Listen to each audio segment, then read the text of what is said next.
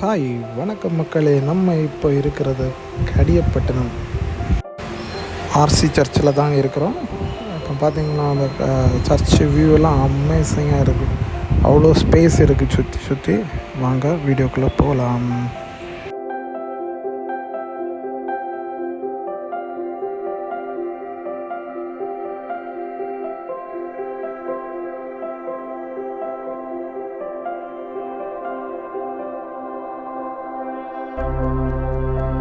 இந்த சர்ச்சுக்கு முன்னால் இருக்க கொடி கம்பம் பார்த்திங்கன்னா ஃபுல்லாகவே முழுக்க கருங்கல்லால் செய்திருக்காங்க.